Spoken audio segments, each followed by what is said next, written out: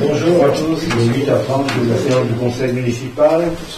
J'ai besoin d'une secrétaire. Bouchot est nommé secrétaire.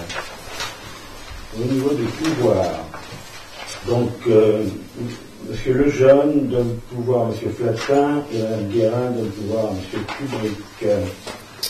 Je vais passer le registre des délibérations à la signature. Et donc, je vais vous donner connaissance des décisions qui ont été prises depuis le dernier conseil municipal. Décision du 18 septembre 2018, j'ai signé un contrat avec la société Blacher Illumination pour les illuminations de Noël pour un montant de 29 427,90.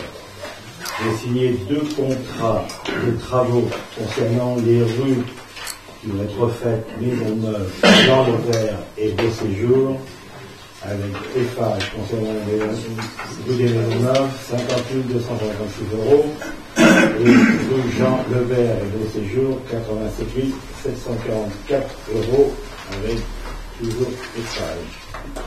Et on a encaissé l'unanimité du groupe AMA concernant un sinistre rue de Vautreau pour 2 913 € et 20 centimes. Vous avez la liste également de tous les banques pour lesquelles la commune n'a pas préempté. On attend que le registre revienne signer.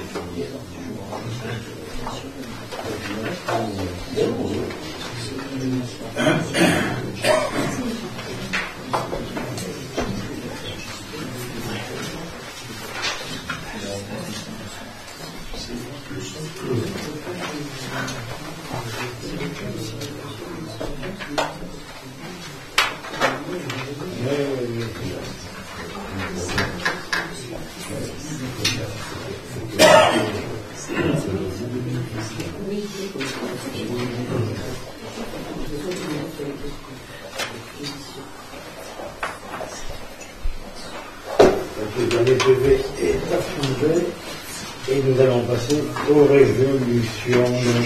J'ai une question, si vous me permettez, concernant le point numéro 1. Il y a eu l'information comme quoi un premier permis de construire avait été délivré concernant le lotissement du tennis. On peut imaginer que s'il y a eu un permis de construire, le terrain a été vendu. Vous avez eu délégation pour la vente des terrains, et je pense que vous n'êtes pas exonéré de nous parler de ce qui se passe en ce qui concerne cette vente de terrain. Ces ventes de terrain, combien il y en a eu, à qui, etc. Ça fait partie des délégations que vous avez eues, ça fait partie de vos obligations que d'en rendre compte au Conseil. Oui, bien sûr, je le rends à chaque Conseil. Ah, mais à chaque Conseil, non, parce qu'il a été vendu quand ce terrain? Bon, mais c'est des promesses de vente qui remontent. Non, je ne parle pas de la promesse de vente, je parle de la vente. Il y en a un certain nombre qui ont été vendus depuis le mois de juillet, le 5 juillet, j'ai vu. Donc, nous sommes au mois de novembre et vous nous avez toujours rien dit concernant la vente de ces terrains. C'est désolant. Je vous donnerai quand tout sera vendu. Non, c'est pas comme ça que ça marche. C'est au fur et à mesure des actes. C'est au fur et à mesure des actes. Ça, c'est une première question. Et une deuxième question. Et alors, ça vous change quoi Ça change rien. Ça va peut-être changer par rapport à ma deuxième question. Nous avons je vais dire, un certain nombre d'éléments convergents qui nous laissent à penser que 3 terrains de front de mer auraient été acquis par le même propriétaire. Pas du tout. Ou c'est en train de...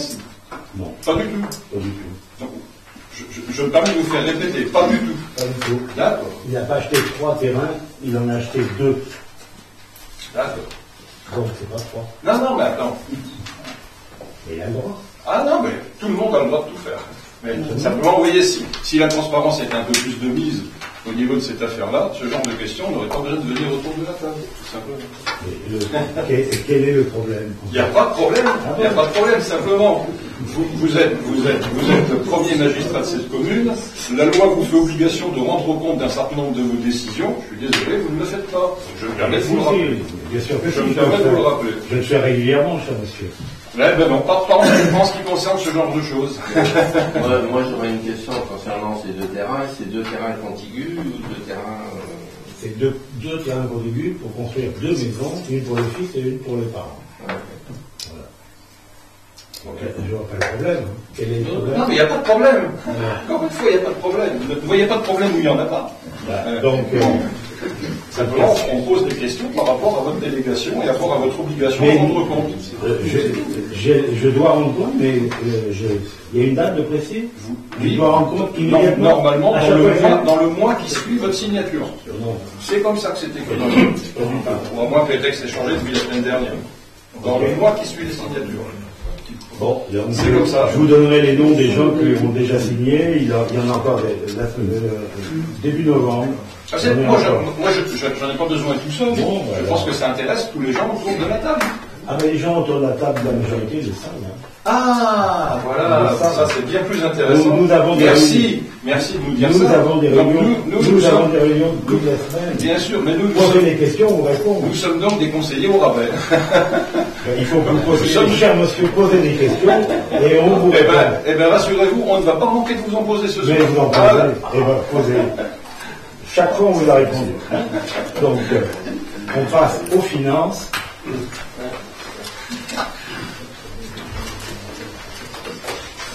Et seulement avant de parler des... Justement aussi, alors allez-y. Bon, moi je voudrais simplement rappeler, tout le monde a entendu dans les médias que les taxes foncières avaient beaucoup augmenté dans les communes. Donc je voudrais rappeler que depuis 3 ans, le taux de la fiscalité communale n'a pas évolué. Depuis 10 ans, mais vous voulez depuis les 3 ans. C'est sur les 3 ans. Donc le taux est resté à 8,15. Certains ont pu constater une petite augmentation de la taxe qui est essentiellement et qui est uniquement due à l'augmentation des bases qui est une augmentation nationale. C'est pas ni par rapport à la tranche, c'est un taux national. Donc voilà, c'est simplement le confirmer pour éviter. Sauf qu'il y en a certains qui ont eu des taux de baisse, parce que moi j'ai regardé ma taxe foncière, et je peux la montrer, j'ai aucun problème. Moi, je suis à moins 0,10. Tout le monde a fallu des petites augmentations, moins 0,10 pour la commune. Voilà, c'est les bases, c'est l'administration fiscale qui révise les bases, et après, les gens de la commune, puisqu'il y a effectivement une commission annuelle qui se réunit en présence des représentants du Trésor qui proposent, qui évaluent les terrains en fonction des modifications qu'il y a pu y avoir, en fonction des permis de construire déposés. Ça, c'est pour chacun. Sinon, à consistance égale, la base est augmentée par rapport à un taux national. Bon, il faut rappeler peut-être que c'est pas 3 ans, mais c'est depuis qu'on est là, jamais les factures additionnelles ont été augmentées, voire même baissé 3 fois. Bien, ceci dit. De 31%. Non. Il y a une augmentation dans la précédente mandature, la taxe foncière, il y a eu une augmentation. Non, mais parce qu'on a baissé les taxes des ordures ménagères avec un transfert, je crois, à l'époque. Et donc c'était neutre au niveau de la fiscalité. Alors, soyez objectifs. Il y avait une grosse augmentation. D'un côté, et une grosse baisse de l'autre côté, ce qui ferait 0. Oui. Hein? Donc, je vous rappelle, vous le savez très bien, que c'est au moment du transfert à la communauté de communes, et on leur transférait des excédents si on n'avait pas baissé la taxe d'un côté, donc il fallait qu'on la récupère de l'autre côté. Donc là, vous racontez des choses qui ne sont inexactes. Non, je ne raconte pas de bêtises, je sais ce que je raconte. Et vous racontez, mais fiscalement, c'était neutre. Pour vous. Voilà. Pour vous. Ben, pour vous aussi. Bon, ça. Je n'avais pas prévu que ça passe. Bien. Alors, on va parler maintenant d'une décision médicative numéro 2 du budget général. En dépenses de fonctionnement, nous avons une dépense supplémentaire de 6 000 € qui est l'impact des décisions prises pour le transport scolaire par rapport à la reprise de l'Interco. Donc c'est une péréquation qui est faite de septembre à décembre. L'autofinancement de dégager de 207 000 € sur les investissements pour former un total de 213 000 €. Nous avons ensuite en recette de fonctionnement une recette de 105 000 € et tout de suite à ligne d'en dessous une dépense de 95 000 €. C'est toujours les problèmes de balayage avec la Comcom, toujours une péréquation de janvier à septembre. On est remboursé d'un côté et on paye de l'autre, donc ça nous fait un excédent de 10 000 €. Les droits de stationnement, donc 90 000 € de mis en plus par rapport à la recette réelle, par rapport à ce qui avait été budgété. Les taxes additionnelles, ce sont les taxes sur les ventes. Il y a eu plus de ventes que prévu. On attend 50 000 € de recettes en plus. Et enfin, nous avons dans le fonds de soutien pour les sorties d'emprunts, les emprunts à risque, c'est les fameux la contrepartie que donnait l'État pour le remboursement anticipé sur l'emprunt toxique, dit toxique, qui a été payé en une seule fois par l'État et non pas en 3 ans comme c'était prévu. Donc les 63 000 €, c'est l'annuité 2018 et les sommes qui étaient attendues. Le tout pour former également un total de 213 000 €. En dépenses d'investissement voirie, nous avons 33 000 € concernant les compléments de travaux au centre de la Glière. Nous avons, alors faites attention, ce sont des négatifs, moins 18 000 retirés sur le compte plage et littoral, 6 000 € pour les travaux de poste de secours, 23 000 € pour le panneau plan plage et de la signalétique, 9 000 € pour la collecte propre, 17 000 € pour la mise aux normes des zones de bain et de la plateforme de surveillance. Nous avons encore un autre négatif de 7 500 € de plantation dunaire. Nous avons toujours un négatif de 32 000 € pour les travaux liés à l'accessibilité, qui ne se feront pas pour l'instant en 2018. Et en fait, ça nous permet de requalifier tout de suite 400 000 € pour faire les travaux de la venue de la plage. Travaux qui vont commencer courant novembre à novembre. Les appels d'offres seront seront quand on ouvrira les plis et que nous choisirons l'entreprise. Donc nous arrivons à un total de 319 000 euros que nous retrouvons en recette pour un produit de cession d'immobilisation, c'est le prix de la vente du terrain du chemin de la basse prise qu'on va voir tout à l'heure au niveau du conseil, au niveau du vote. Donc c'est un terrain qui a été vendu au prix des domaines et l'autofinancement dégagé donc de 207 000 euros, ce qui lui permet d'avoir le financement nécessaire pour engager les 400 000 euros sur l'avenue de la plage. Et ça va durer combien de temps, les travaux d'avenue de la plage? 4 mois. 4 mois. Je dois terminer le fin mars. Fin mars. Oui. Moi, je vais te demander, Jacques, en fait, c'est pas des grosses sommes sur plage et littoral. Oui. Mais des choses que j'ai pas bien saisies. Donc c'est des moins, ça veut dire que c'est des choses qui n'ont On réduit le budget. c'est des choses qui n'ont pas été utilisées, en gros, voilà, sur ces budgets du littoral. Mais j'ai pas pigé agencement et aménagement de terrain. Je vois pas trop le rapport avec le littoral. Si c'était prévu, c'était des travaux, on avait budgété par précaution une somme plus importante pour les accès de plage et pour le marché à bon commande. C'est pas terrain, c'est des. Oui, c'est la qualification. Oui, c'est le. Je voulais savoir parce que si tu veux, je ne comprenais pas trop. Matériel de voirie, tu vois, j'ai compris maintenant. Les 18 000, c'est les travaux d'accès plage et marché à bon commande, on a réduit. Oui, d'accord. Les 6 600, c'est les travaux du poste de secours qui ont coûté moins cher que ce qu'on avait prévu. On a préféré rien contre, c'est ça pour moi. On a préféré ajuster plutôt que de garder, de reporter pour l'année prochaine. Bien sûr. C'est à mon avis moins clair. Donc là au moins on réajuste au fur et à mesure que les travaux sont effectués. Bon, c'est pour ça qu'il y en a beaucoup pour les plages, parce que par définition, les travaux de plage sont finis maintenant, on ne j'ai pas sur les travaux de plage, on a un peu d'entretien. Oui, bien sûr, mais ça sera fait. C'est autre chose. Il y a beaucoup de travaux à faire qui vont être faits. Là, c'est des dépenses par le service technique. Là, c'était plus des dépenses qui étaient liées à des services extérieurs. Ok. Très bien. Donc, quelqu'un souhaite d'autres explications? Souhaite voter contre? S'abstenir? Je vous remercie. Monsieur Durand, vous faites passer le document suivant. Merci. Le point 2. Le point 3, pardon. Dans le point 3A, il s'agit de la redevance des bungalows situés place de la Liberté.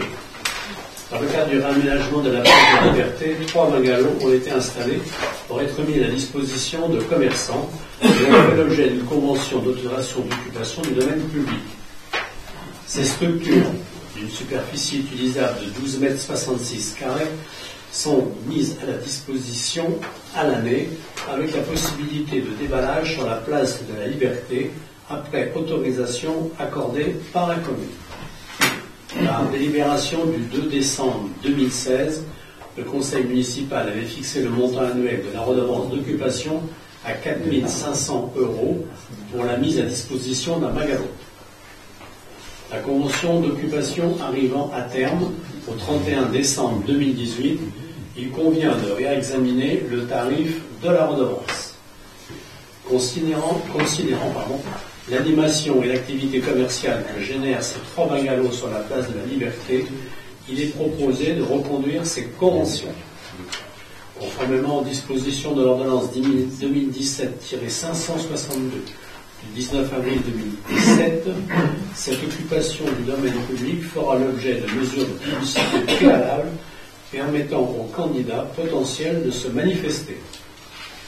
Donc, sur la proposition de la Commission des finances, il vous est demandé d'accepter, de délibérer et de fixer la redevance annuelle d'occupation du domaine public à 6 500 € pour la mise à disposition d'un bungalow, redevance qui sera indexée chaque année sur l'indice INSEE des prix à la consommation.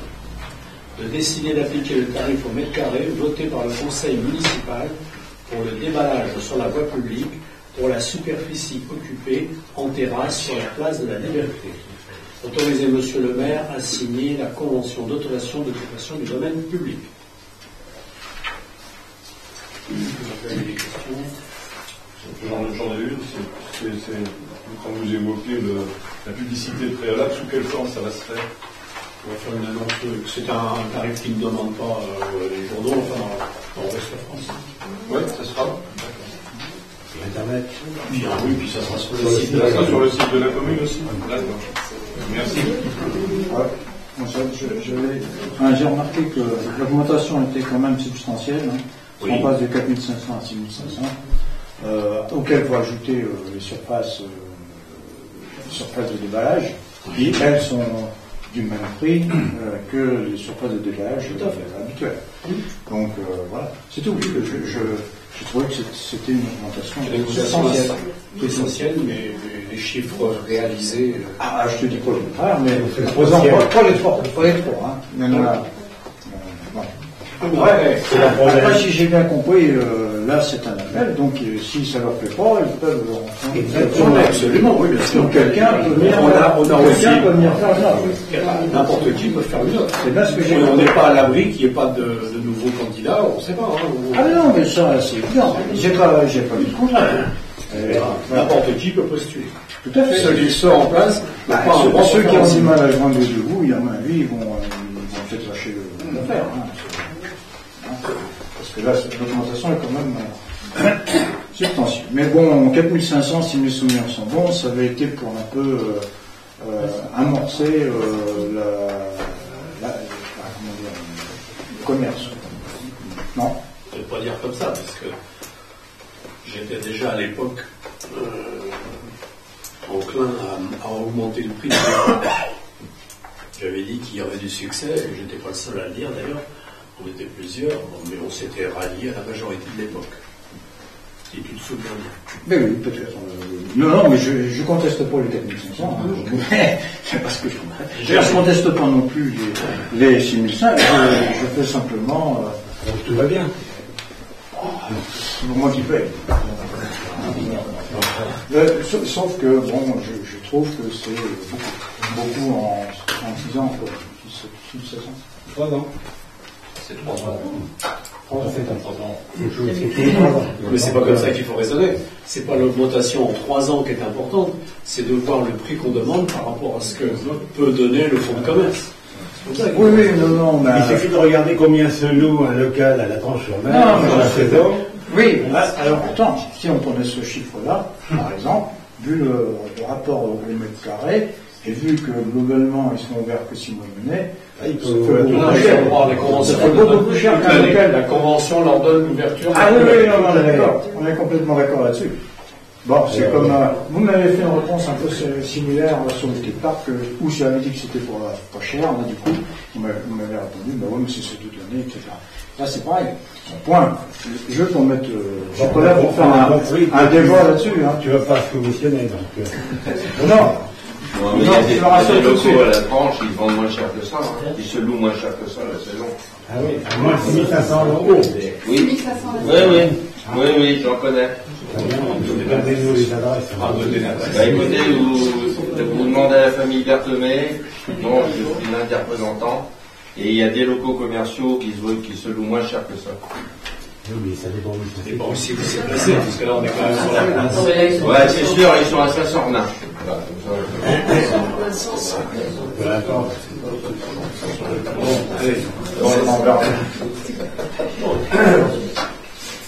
Bon, on passe au vote. Quelqu'un souhaite s'abstenir. Le vote est contre. Je vous remercie. Bon, le point suivant. Alors, toujours concernant les redevances, l'obligation du domaine public concernant l'activité nautique.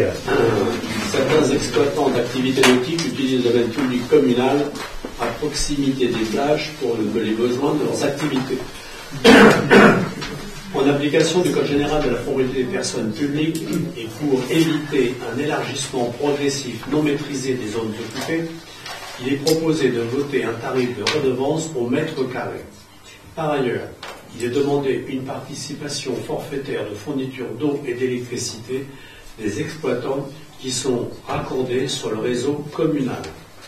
sur proposition de la Commission des finances, il vous est demandé de fixer la redevance pour occupation du domaine public communal pour les activités nautiques à 10 € le mètre carré, de fixer la participation forfaitaire pour les exploitants qui bénéficient de la fourniture d'eau à 100 € et de même pour la fourniture d'électricité, d'autoriser M. le maire à signer les conventions d'autorisation d'occupation du domaine public. Donc c'est pour les activités faites en dehors des sous-concessions. C'est-à-dire Lesquels sont concernés? Alors, il y en a- Simplement comme ça, c'est sur toute la tranche de côte ou c'est... Non, il y en a deux à la terrière. la terrière. Il y en a deux à la terrière, il y en avait un à la plage générale. Oui. Il y en a de mémoire. Porte des Îles. Il y a La Porte des Îles, un à c'est- la Porte des Îles. La Porte des Îles. Et puis deux au plan d'eau. Au plan d'eau. Ah oui, ah oui, ils sont entrés dans cette activité nautique, c'est logique. Avez-vous d'autres questions? Quelqu'un souhaite voter contre? S'abstenir? Je vous remercie. Alors, on est toujours dans le point 3, le C, redevance assainissement. Redevance assainissement pour l'année 2019. Vu la demande de la SOR, gestionnaire du réseau d'assainissement, en perspective de la prochaine facturation, considérant qu'il appartient au conseil municipal de fixer les tarifs 2019 de la redevance d'assainissement.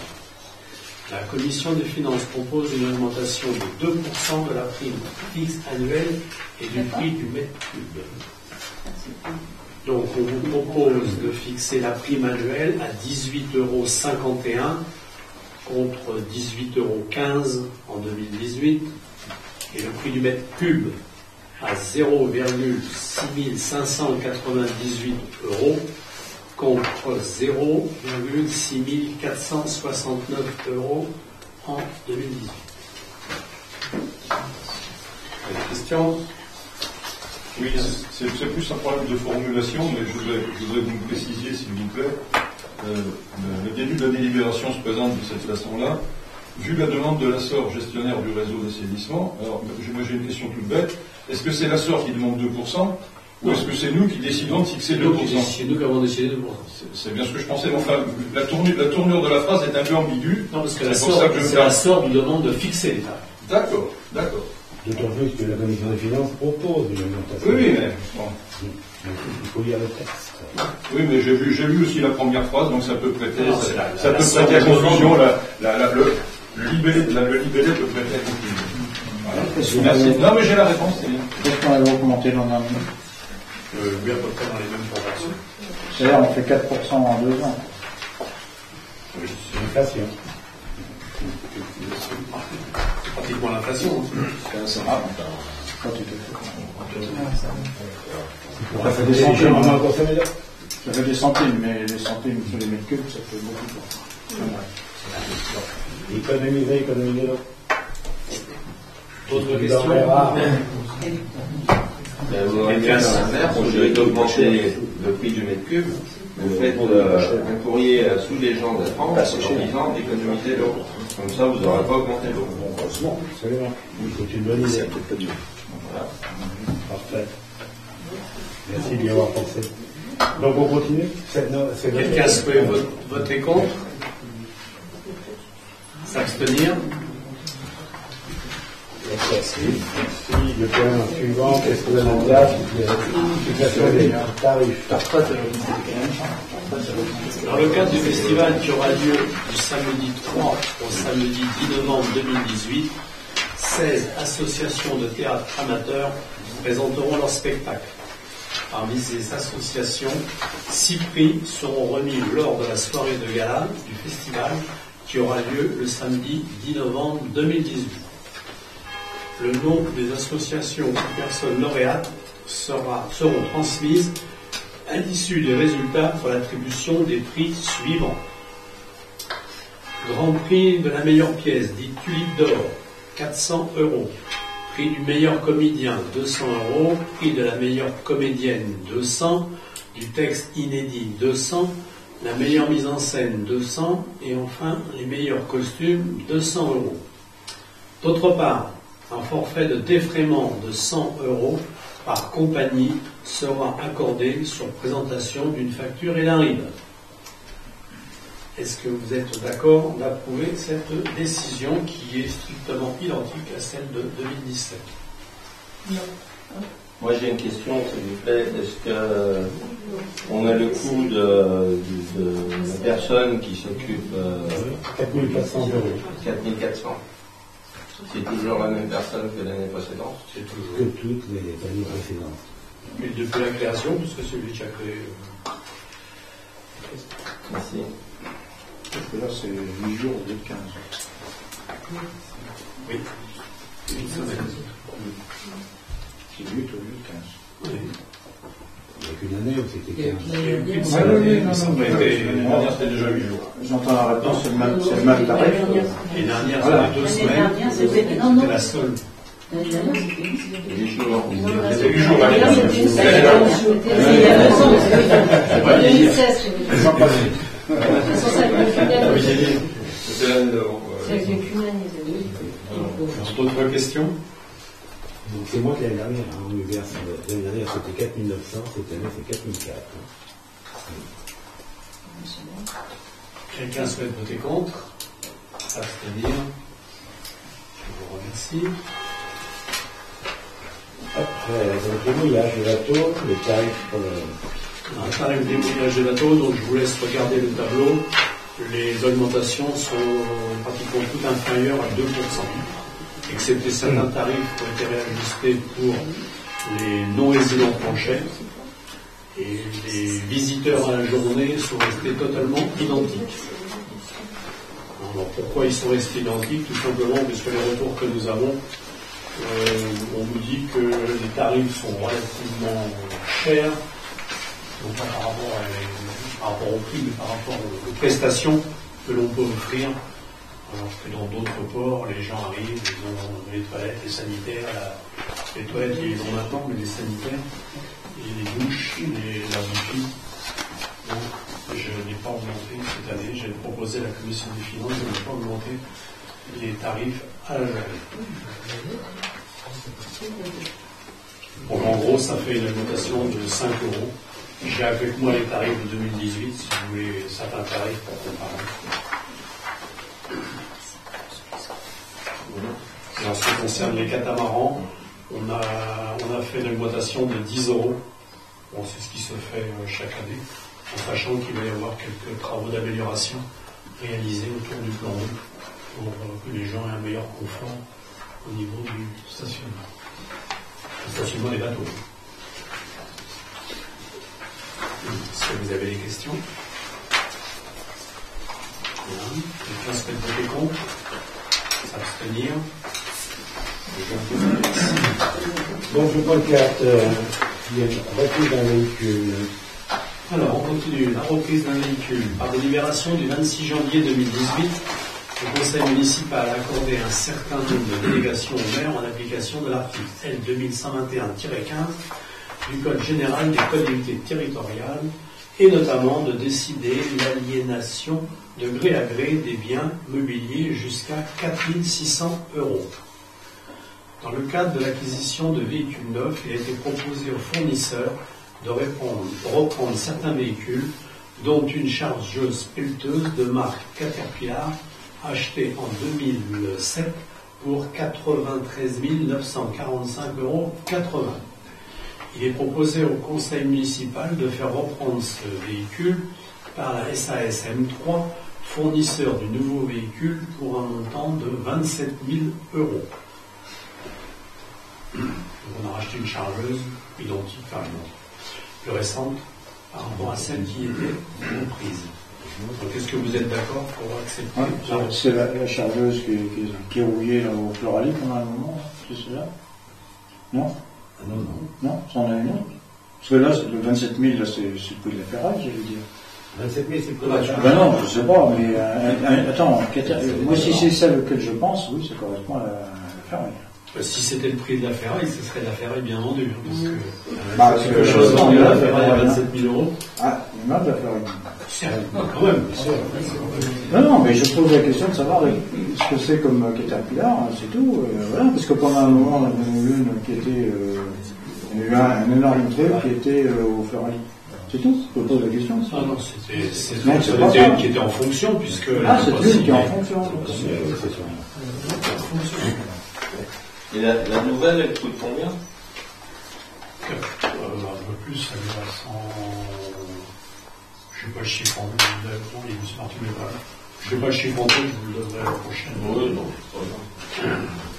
C'est le prix. On a remplacé un engin. La nouvelle, elle vaut 105 600 TTR, c'est-à-dire 88 000 hors taxe. C'est la même, hein, il y a une question. Je donne la réponse. Merci. Bien. Quelqu'un veut voter contre? À dire.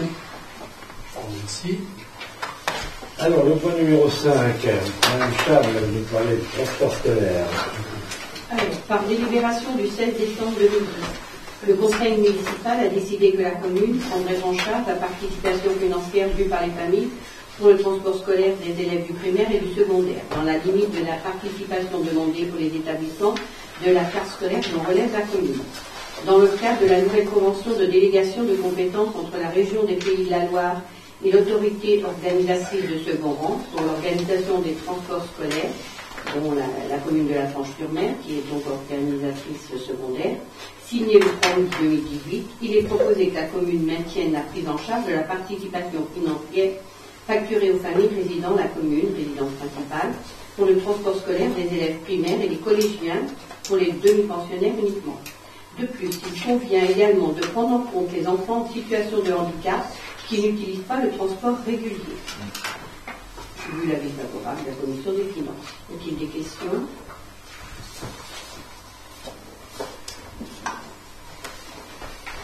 Des personnes qui veulent s'abstenir? Voter contre? Oui. Donc, le point numéro 6, M. Platin nous parlait du forfait post-stationnement. Ce sera peut-être l'occasion de donner le montant de recettes de stationnement. 420.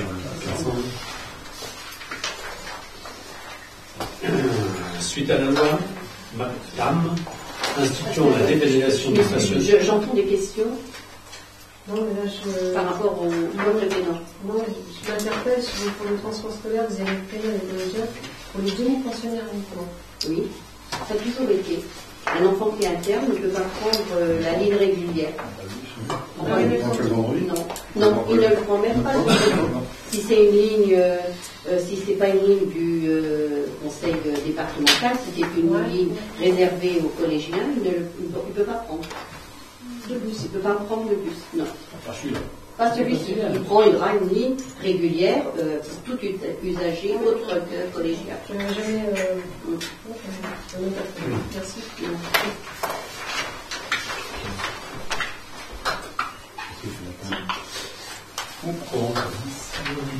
Suite à la loi Martin, instituant la dépénalisation du stationnement payant, le conseil municipal, par délibération du 22 décembre 2017, fixait le montant du forfait post-stationnement dit FPS. L'usager n'ayant pas réglé ou que partiellement réglé sa redevance de stationnement et qui par conséquent se voit facturer un FPS peut déposer un recours administratif préalable obligatoire, dit un rapport, dans un délai d'1 mois. Monsieur Guillaume Laroche, ayant reçu une notification de paiement d'un FPS par la police municipale, a déposé un rapport après avoir néanmoins réglé le FPS. Considérant que cet usager a fourni les pièces et arguments nécessaires à l'appui de son rapport, considérant que M. Guillaume Laroche a apporté les justificatifs de paiement de sa redevance de stationnement, il vous est demandé de décider de rembourser la somme de 25 € correspondant au paiement de l'FPS à M. Guillaume Laroche et d'autoriser M. le maire à signer les documents correspondants.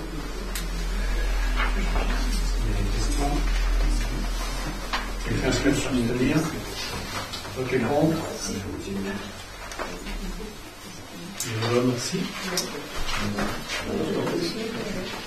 c'est Ensuite, nous avons un remboursement d'indemnité d'assurance. Le 27 septembre 2017, l'assurance Civis a déclaré pour le compte de son assuré, M. Gérard Mourin, que des racines d'un platane situé avenue Maurice Sanson avaient endommagé le tout à l'égout de sa propriété. Les expertises ont démontré que le lien de causalité entre les dommages sur la canalisation installée sur la parcelle privée de M. Mourin et un platane situé devant cette parcelle, considéré comme un ouvrage public, était clairement établi. L'assurance dommage-ouvrage au bien de la commune, la SMA-CL, a pris en charge les dommages. Néanmoins, il convient de régler notre franchise contractuelle à l'assurance du tiers pour un montant de 500 €. Il nous est donc demandé de décider de rembourser la franchise à l'assurance Civis pour un montant de 500 €, d'autoriser Monsieur le maire à effectuer toutes les démarches correspondantes. Question ? Quelqu'un souhaite voter contre? S'abstenir? Je vous remercie. Merci, monsieur Platon. On passe au dossier numéro 8, l'urbanisme, concernant la question d'une propriété communale. Oui, donc cette propriété se situe le 19 chemin des Basses-Prises. La commune était propriétaire de 2 terrains, de cadastrés Z2 814 et 817, pour une superficie totale de 568 mètres carrés. Cette propriété était à la vente depuis plusieurs années, et donc elle a été mise dans plusieurs agences, et dernièrement, donc l'agence ABS IMO a trouvé preneur auprès de monsieur et madame Frébé Stanislas.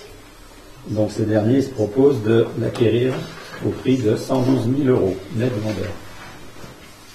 Donc, vu le compromis de vente signé le 22 septembre dernier avec l'agence ABS IMO, vu l'avis des domaines qui est estimé dans ces terrains à 110 000 €, l'avis favorable de la commission d'urbanisme et l'avis favorable de la commission des finances, il vous est demandé d'approuver la cession de ces 2 terrains au prix donc de 112 000 € et d'autoriser M. le maire à signer tous les documents correspondants. Y a-t-il des questions? Des votes contre? Des abstentions? Merci. Le note concernant d'un bail Orange. Donc, c'est un bail locatif pour l'implantation d'un pylône pour des antennes pour la société Orange. Donc, on vous rappelle, on vous informe plutôt que par acte notarié du 15 octobre 2018, la commune s'est portée acquéreur des propriétés de M. Haute-Leroy, qui sont situées 155 boulevard de la Tassigny et cadastrés à C28, 29 et 30. C'est ce qu'on appelait le Sweetie Park. Donc, maintenant ces terrains nous appartiennent. La société Orange nous a contactés pour pouvoir procéder à l'implantation d'un pylône de 30 mètres à peu près de haut, sur la parcelle AC29, sur une emprise d'à peu près 35 mètres carrés. Donc la commune a accepté le principe, d'autant plus qu'il y avait une forte demande, surtout dans les quartiers de la Gruyère, où il y avait des réceptions, des téléphones portables qui étaient très mauvais. Donc cette réalisation, théoriquement, devrait améliorer fortement la réception. Donc il a été établi, il va être établi un bail locatif qui sera consenti pour une durée de 12 ans et renouvelable de plein droit par période de 6 ans. Le loyer est défini de la façon suivante. Dans une première période, c'est un loyer de 500 € qui prend effet à la date de signature du bail jusqu'à l'ouverture du chantier de construction du site et la pose des équipements techniques. Et la deuxième période, donc, qui elle sera facturée 2500 € qui prendra effet, elle, le premier jour civil du mois du début de chantier de construction du site et la pose des équipements techniques, l'installation des baies et autres matériels. Donc 2500 € et il sera révisable annuellement de 1%.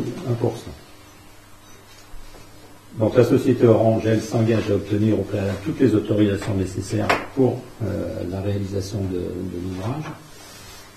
Donc il y a eu un avis favorable de la commission d'urbanisme et aussi de la commission des finances. Donc il vous est demandé de donner votre accord pour la signature de ce bail locatif avec la société Orange pour la parcelle AC29 pour une emprise de 35 mètres carrés et donc située 155 boulevard de l'Arc de Tassigny. Et d'autoriser M. le maire à signer les actes correspondants. Y a-t-il des questions? Oui, enfin, c'est pas une question, c'est une précision. Dans les autorisations réglementaires, est-ce que Orange, vous avez sollicité Orange pour qu'il fournisse bien les éléments relatifs au manque de risque liés aux ondes électromagnétiques? Parce que, comme je vois ce terrain là-bas, il est situé exactement entre les deux campings, celui des Rouillères et celui de la Belle-Henriette, et il ne faudrait pas qu'il y ait des gens qui demain viennent se plaindre. Il n'y a pas très longtemps, on a eu des articles dans la presse assez virulents sur le sujet. Et donc, est-ce que Orange va bien regarder cet aspect des choses dans le détail? Tous les gens éléments, sont extrêmement sensibilisés sur cette affaire. Alors tous les éléments techniques il ne faudrait pas que demain on ait des embêtements à ce niveau-là. Il faut savoir que le rayonnement des antennes comme ça est nettement inférieur à un rayonnement de forme un micro-ondes. Oui, c'est ce que tout le monde dit, mais il y a toujours des gens qui sont malades. C'est pas ce que tout le monde dit, c'est la vérité. Il y a des gens qui sont quand même malades et qui obtiennent cette satisfaction auprès de certains tribunaux. Mais ils fourniront, et puis chaque personne peut aller sur le site de Orange pour voir. C'était simplement une demande de précision, monsieur. Je vous rappelle que sur le camping des Préveilles, il y a plusieurs antennes d'ailleurs. Il y a Free, il y a Bouygues et puis il y a SFR. Donc c'est en plein sur le camping. C'est encore pire. Et puis il y a la piscine aussi, la piscine, la bibliothèque, et à la gendarmerie aussi. Ça ne veut pas dire parce qu'il y en a qui vont rajouter.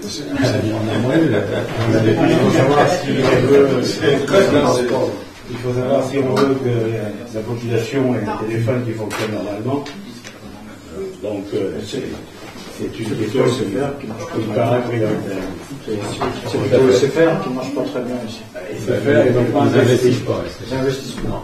SFR, ça marche pas. Il faut changer de prestataire. Ah ben je trouve que c'est SFR. Mais j'en ai entendu parler. C'est amélioré. C'est SFR, c'est pas ça. Ils n'ont pas mis. Ils n'ont pas mis de. C'est amélioré parce qu'il n'y a pas de demande. Donc, s'il y a d'autres questions, y a-t-il des votes contre, des abstentions? Je vous remercie. Eh bien, le point numéro 10, on va parler des sous-concessions de plage. Est-ce que ça tombe? En arrêté préfectoral 12 DPM/DML/SGDML numéro 524 du 20-11-2012, l'État a concédé à la commune de La Tranche-sur-Mer l'exploitation des plages dans la limite communale allant de la plage de la Terrière à celle de la Porte des Îles, et ce, pour une durée de 12 années. Afin d'intégrer le développement économique de certaines activités, la modification de la typologie des plages, la nouvelle numérotation des accès de plage et la cessation d'activité de deux sous-concessionnaires, le Conseil municipal a, par délibération du 5 juillet dernier, approuvé l'avenant numéro 1 au cahier des charges de la concession.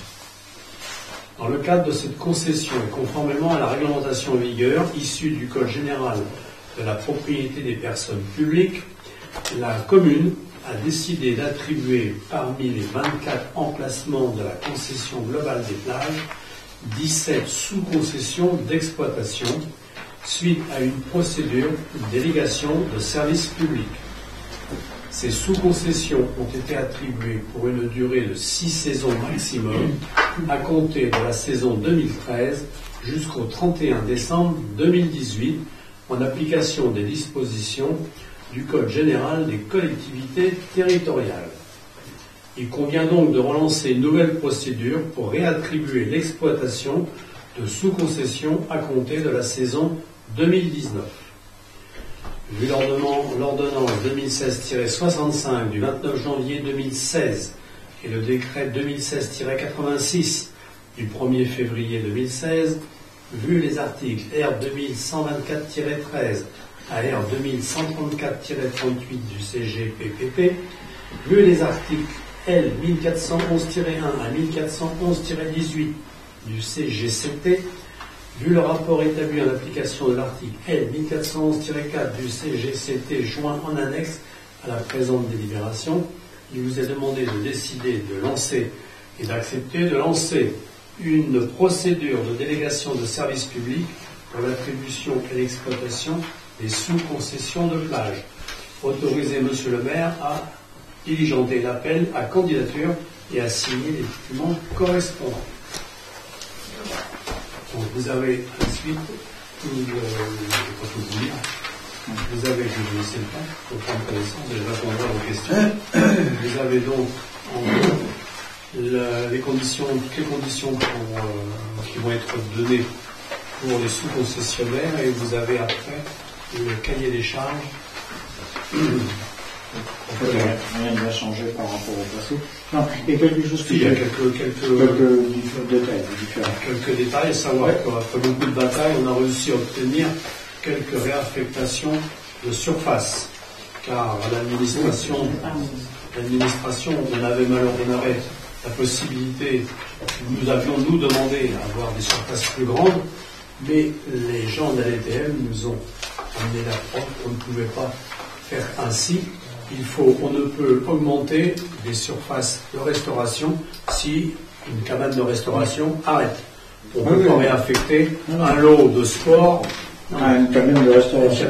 C'est probablement parce qu'on avait besoin de l'eau de sport. Mais ma question ne portait pas ici. Il portait sur les 24 emplacements. Oui. Ça voulait dire que c'était. Et alors qu'il y a 16 les autres sont des emplacements réservés par la commune. Tout à fait. C'est ça? D'accord. Ah oui, non, mais j'en rappelle plus. Je ne savais pas s'il y en avait 7, parce que ça fait 7 dans la différence. Donc on a la commune a 7 emplacements spécifiques. Oui, il y en a 6, et puis il y a celui de l'armée. Ok. Il n'a pas été remis dedans, puisque ils ont un statut spécial. Ok, non, c'était cette différence. Je ne me souviens plus s'il y avait autant d'affectation. Donc, le cahier des charges, puisque tu étais partie prenante à l'époque, tu apercevras qu'il y a des modifications qui ont été apportées, des éléments nouveaux qui ont été apportés par la DTM, à savoir que des restrictions au niveau des emplacements. Donc, à savoir la première restriction, nous ne pourrons plus se mettre totalement au ras du pied de dune. Ouais, ça doit mettre. Voilà. Et puis, pour tout ce qui est rehaussement, ils ne pourront plus systématiquement refaire des rehaussements de sable. Les rehaussements seront en autorisation préalable de la DDTM. Même pour c'est pas nous qui avons la même pour mettons 60 cm, 30 cm. N'importe. C'est eux qui décideront si effectivement ça. Parce qu'il y a certains postes, effectivement, il faut. Oui, où c'est nécessaire. Oui. Et c'est eux qui décideront les conditions dont ça sera fait. Et il sera demandé, il sera vérifié lors des implantations. Ça nous a été aussi demandé. Il y aura du personnel de la commune qui sera là pour délimiter les emplacements, pour éviter que justement il y ait des surenchères aux surfaces, etc. Je sais pas trop, mais on sera obligé de le faire. Donc en réalité c'est bien 16 euros, c'est pas 17. Il y en avait 17 avant, maintenant c'est 16. Oui, parce qu'on n'a pas remis celui de l'armée. Oui. Et puis on ne peut pas le découper. Parce que c'était l'idée, on aurait voulu le découper, puisqu'ils n'utilisent pas tout. Bien sûr. D'autant que celui de l'armée, c'est pas vraiment à l'eau.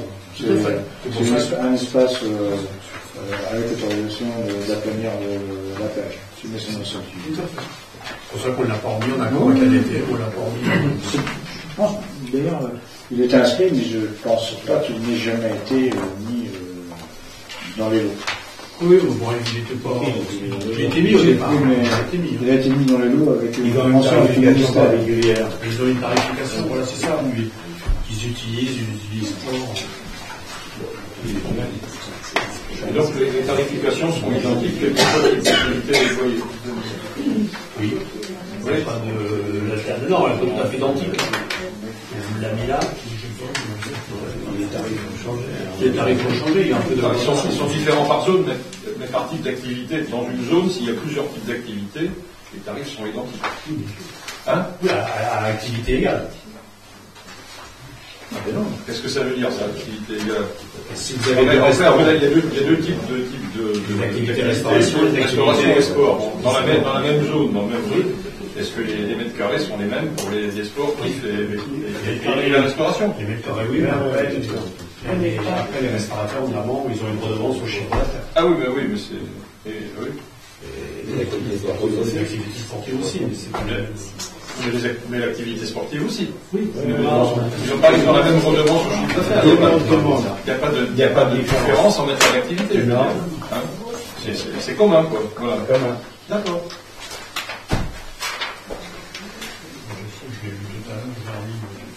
C'est dans les couches financières. Oui, c'est vrai.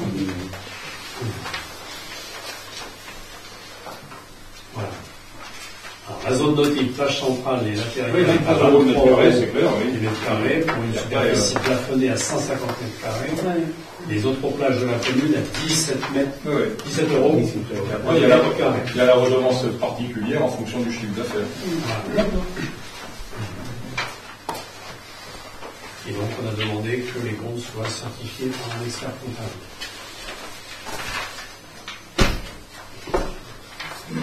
Donc, pas de questions? Quelqu'un veut voter contre? S'abstenir? Je vous remercie. Très bien. Le point 11. Donc, en formation, la publicité va partir semaine prochaine.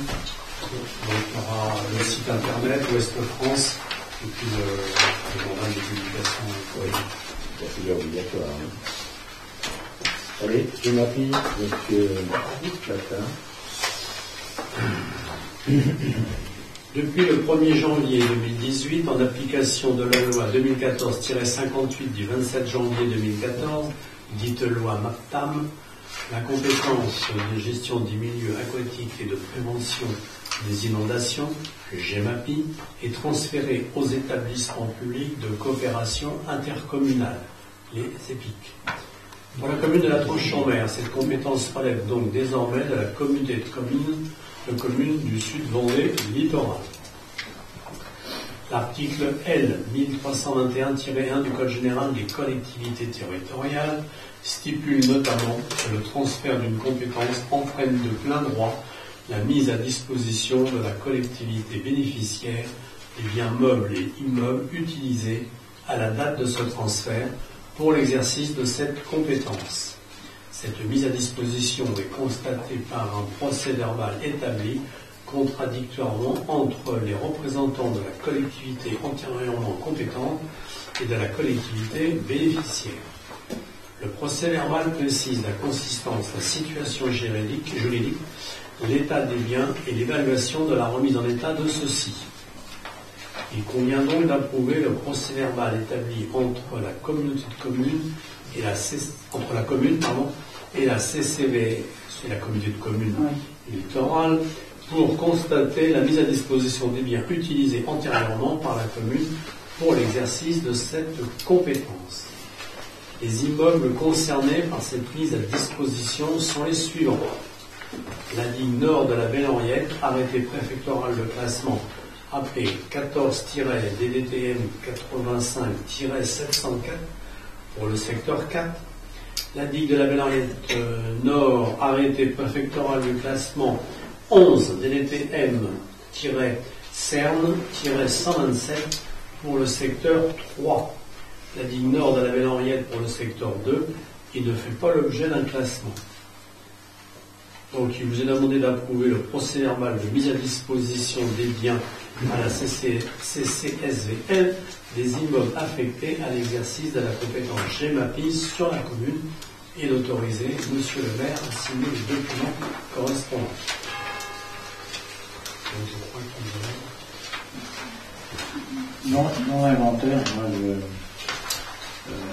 j'imagine que la digue nord de Belle-Henriette pour le secteur 2, en fait, c'est la route qui est considérée comme digue. Non, c'est pas la route. Non. Et pourtant, c'est toi qui l'as géré jusqu'en 2016, hein, exactement. Tu devrais savoir. Alors, parce que c'est pas de mon bout. Parce que, dans ces cas-là, c'est à l'autre bout. Voilà. Non, mais je suis d'accord. Par contre, ce que je voulais poser la question, c'était une autre chose, mais ça n'est pas forcément lié à ça. C'est tout ce qui est enrochement, etc., ça reste du domaine des DTM. C'est pas communal. Ah non. Je posais la question, parce qu'il y a eu des soucis, je ne savais pas trop là, sur les générales. C'était pour savoir, parce qu'à la limite, ça aurait pu rentrer là-dedans. Non. Voilà, non, c'est la question que je posais. Voilà. Donc, ce transfert GEMAPI, d'ailleurs, vous en avez une incidence sur les impôts. Oui, sur les deux impôts, d'ailleurs. Avec l'habitation c'est pas des gros montants, c'est des gros montants. Ça casse un peu. Ça casse le gouvernement socialiste, cher monsieur, il a décidé, c'est Hollande qui a décidé de faire payer les particuliers à la place de l'État. Oui. Voilà. Donc, quand monsieur Hollande nous a dit qu'il n'y avait pas de nouveaux impôts, on a raconté des salades. D'accord. Donc le transfert aujourd'hui, la commune, je rappelle quand même que la commune n'a rien payé et qu'il n'y avait aucun risque. Et si on n'a pas fait les travaux, ça c'est un grand spécialiste par exemple. Tu devrais savoir que nous étions. Non, mais c'est une question de chance, si tu veux. Rien ne nous disait. Sauf que cette position qui a été prise. Elle est bien.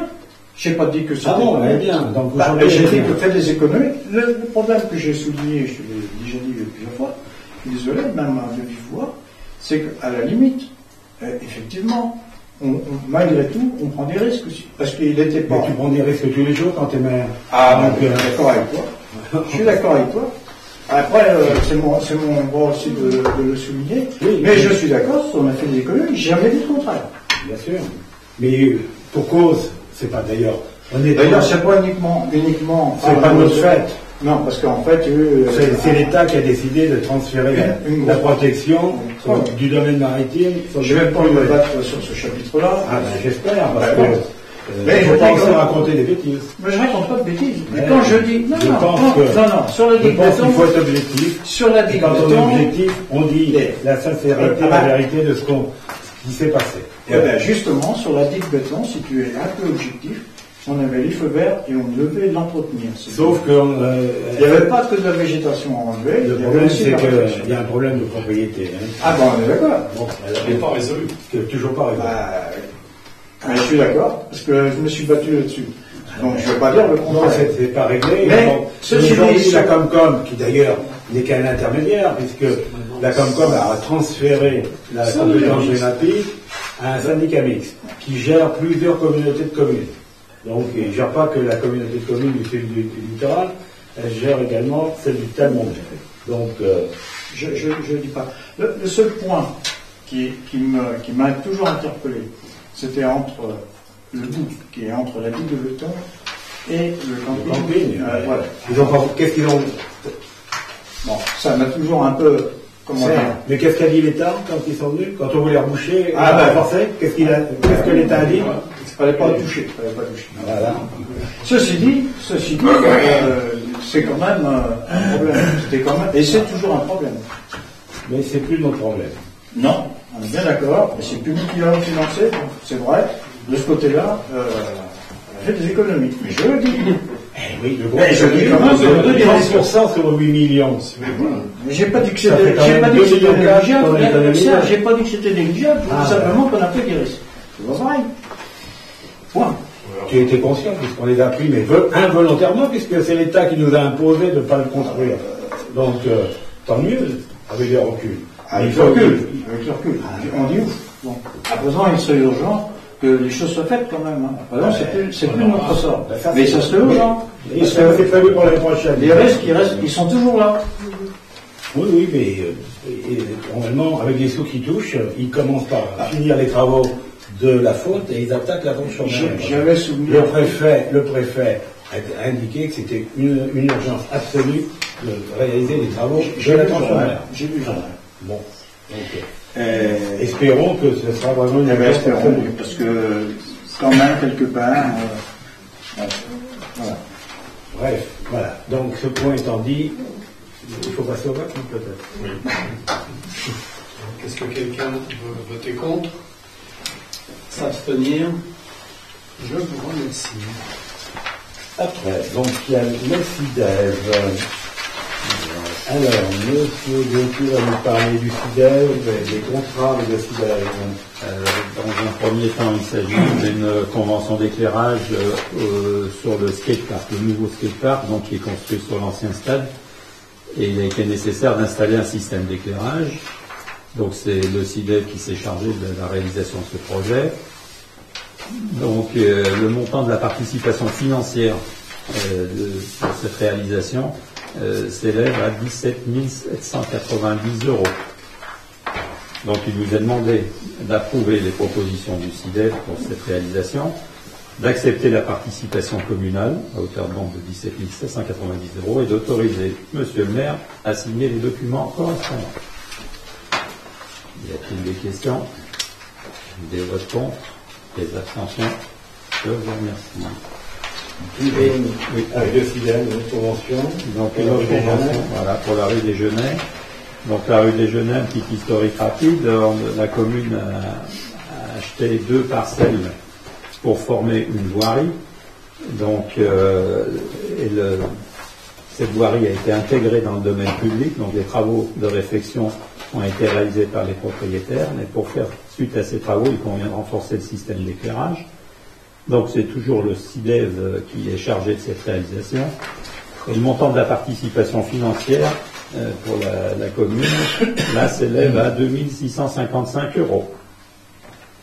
Et donc il vous est demandé d'approuver les propositions du SIDEV et d'accepter la participation de 2 655 € et d'autoriser Monsieur le maire à signer tous les documents correspondants.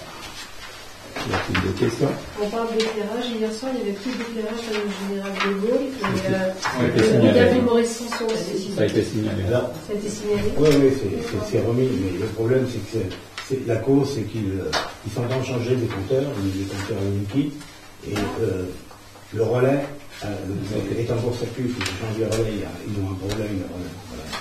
Les gens jouent les compteurs Unity, ils ont changé dans quel chez des particuliers, qui sont alimentés par les rues qui ont disjoncté. Mais normalement c'est remis. Hein. Ils ont dû faire le nécessaire aujourd'hui. Il y avait de l'éclairage ce soir. Ouais.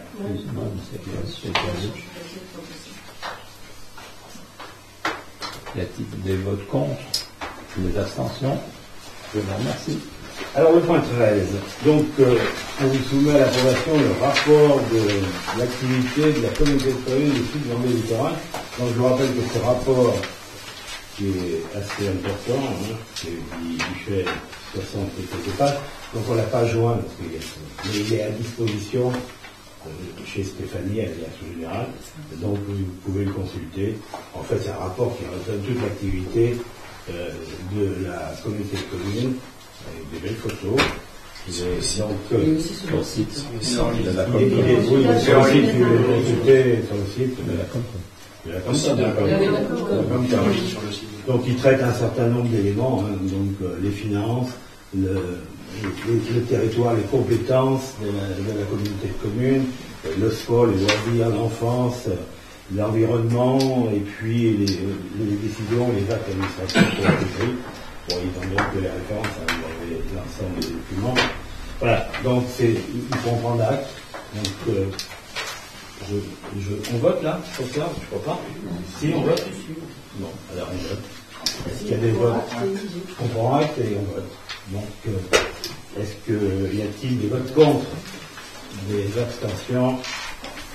Merci. Le point 14, c'est le rapport Vendéo. Donc, c'est Monsieur Nolo qui va vous le présenter. C'est dans le même style. Le rapport a été joint. Un petit peu la même chose. Alors, Monsieur le maire informe le conseil municipal qu'il a reçu le rapport de Vendéo le 15 octobre 2018. Il rappelle que la compétence eau potable a été déléguée par la commune au syndicat intercommunal d'adduction d'eau potable, le SIAP, Plany et Graon, qui regroupe 264 communes et depuis le 1er janvier 2018, qui adhère lui-même, comme les autres SIAP vendéens, à Vendéo. En fait, il n'y a plus que Vendéo qui chapeaute le tout. Le délégataire Vendéo est ainsi tenu légalement de produire chaque année à la commune un rapport comportant non seulement les comptes de la totalité des opérations du service délégué, mais aussi une analyse de la qualité permettant d'apprécier les conditions de son exécution.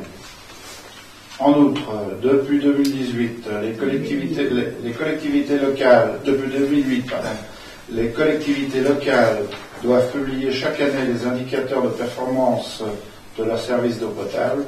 Ceux-ci sont mis à la disposition du public avec le présent rapport dans les conditions définies par l'article L 1411 et 13-13 du CGCT. Le rapport annuel de l'exercice est consultable en mairie, donc c'est pareil, il y a une cinquantaine de pages à peu près, aux heures d'ouverture du public. Et Monsieur le maire vous a présenté une petite synthèse. Alors, le volume d'eau consommé, on va parler de 2017, vous avez des comparaisons avec 2016, 39 587 742 mètres cubes, c'est pour la totalité. Le nombre d'abonnés, 388 798. La consommation moyenne, c'est 101 mètres cubes par foyer. Ça n'a pas bougé. Non, voilà, c'est pas la tranche, ça c'est la Vendée. Oui, c'est la Vendée, oui, on est bien d'accord. L'origine de l'eau, alors 88,7% d'eau de surface et 11,3% d'eau souterraine. Il y a quelques captages, quelques sources, mais la principale origine, c'est donc de l'eau de surface. On vous parle après des performances du réseau, parce qu'il y a eu quand même pas mal d'articles dans les médias qui parlaient des mauvais rendements des réseaux. Nous avons un rendement, nous, de 87,4%. C'est donc, on est placé en bonne place, il n'y a pas de problème. Ensuite, on vous parle des ressources en eau.